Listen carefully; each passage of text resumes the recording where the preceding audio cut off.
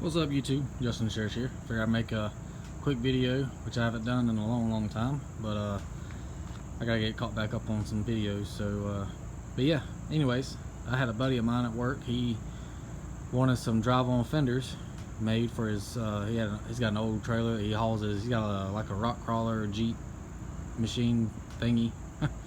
But it's like he drives it on road too, so it's hard to say it's a rock crawler or whatever,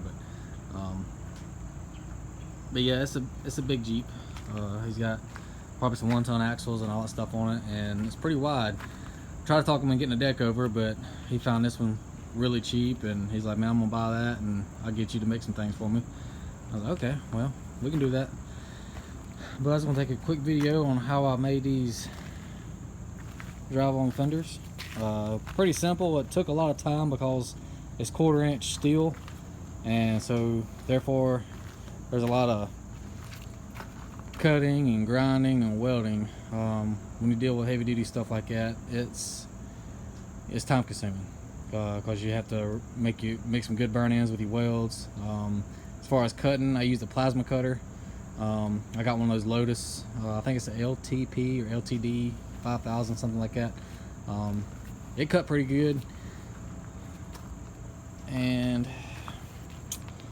as far as the bracing, I used 4-inch angle iron, and then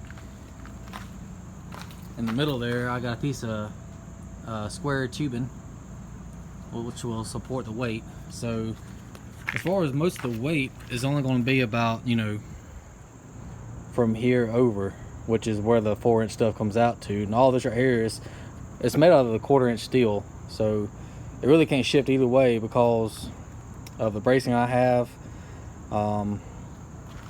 If anything, I probably should have came over here with some kind of little leg or something to tie onto, but I don't want to mess his I forget what you call these things, little pocket things for your chains or whatever to chain it down with. I didn't want to mess with those, so I figured it's good enough. I probably could have went on inside, actually, now that I'm thinking of it and I'm taking this video, to make a cross piece from here to there. But it shouldn't go anywhere because I got this piece of steel going this way, plus that 4-inch is coming out and it's going down at an angle, so it shouldn't go either way. But it's good enough for him. Pretty simple. I had a scrap table that I cut up. That's what I made most of the bracing out of. As you can see, I cut it with the plasma cutter. Pretty good cuts. Probably not straight somewhere. I probably got off a little bit right there, but it cuts really good. Fast too. A lot better than using a cutoff wheel on a grinder. And that's part of the table that I used. He also brought me a 4-foot by 4-foot sheet of steel that I pretty much, that's what I made the top with. I had to use just a little bit of this scrap here for I think the two back pieces with a taillight tar, because I ran out of metal that he gave me. But it's just something quick and easy. I mean, it's not perfect, as you can tell where the diamond plate is. They got off just a little bit, but he said, man, just build me something real quick, and that way I can take my Jeep back and forth without driving it on the road too much. I guess his big old tires is kind of hard to drive the Jeep on the road. I think he's got like 44s or something like that on there. Big super swamper boggers. But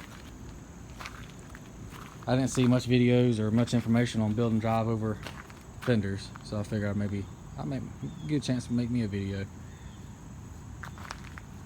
But all I did, like I said, was the 4-inch piece.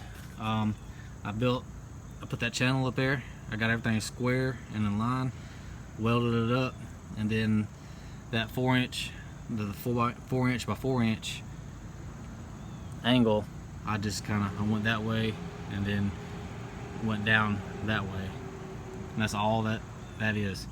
And the rest of it's just the steel plates that I welded up. So other than that, that's it, man. Pretty easy build. he should be able to drive right on top of that and no problem. Also, I put these D-rings on here.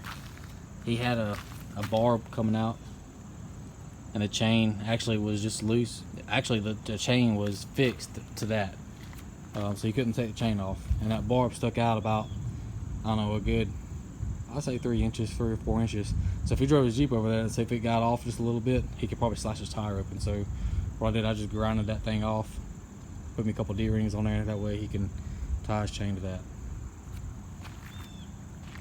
And yeah, we're about slashing tires.